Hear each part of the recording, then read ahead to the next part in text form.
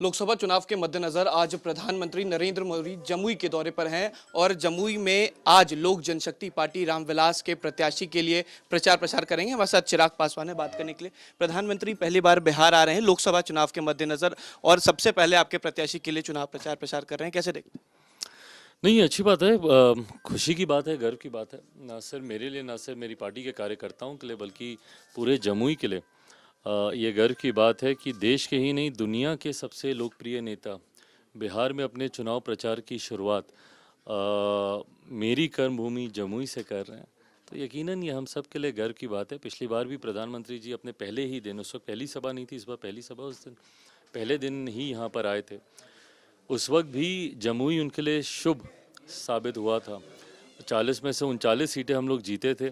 उस वक्त मात्र 3 घटक दल उस गठबंधन में थे। अभी तो 2 और महत्वपूर्ण मजबूत घटक दल हम लोग के साथ गठबंधन में जुड़े हैं। तो उम्मीद ही नहीं, पूरा विश्वास है कि 40 की 40 सीटें अब हम लोग जीतेंगे। सवाल ये भी है कि एक तरफ जहां अरुण भारती आपके जो जीजा जी हैं वो इस बार उम्मीदवार है, लेकिन दूसरी तरफ तेजस्वी यादव ने आज सुबह एक फेसबुक पे पोस्ट भी किया है, ट्वीट भी किया और साफ कहा है कि परिवारवाद की बात झलकाई और सबसे पहले जमुई का चर्चा किया, स्वर्गीय रामविलास पासवान का चर्चा किया है, आपके चर्चा किया, कैसे देखते हैं?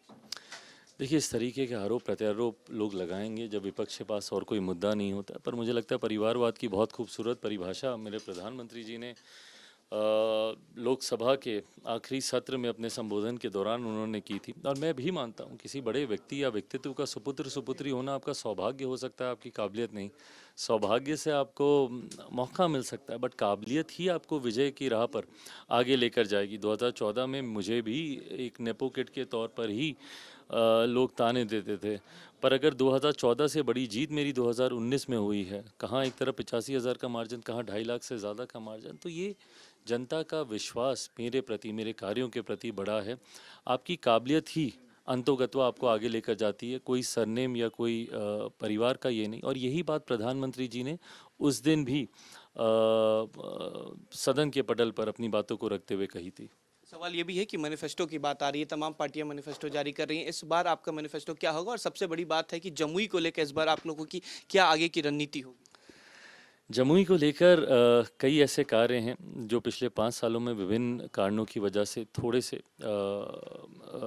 पूरे जो हम लोग की अपेक्षा थी, जैसे मेडिकल कॉलेज को बन जाना चाहिए था, बट ज़मीन को लेकर ये लेकर काफ़ी तरीके की समस्याएं आई। इस बार उत्कर्ष मेरा विश्वास और ज़्यादा विकास के कार्यों पर इसलिए बढ़ा है क्योंकि एक लंबे समय के बाद जमुई को डबल इंजन की सरकार मिली है। जितनी इंपॉर्टेंट सीट जमुई है आपके लिए, उतनी ही ज़्यादा माना जा रहा है कि हाजीपुर भी है और आपके चाचा ने भी इस बार समर्थन कर दिया, कहा है कि चिराग पासवान के साथ रहेंगे, किस तरीके से?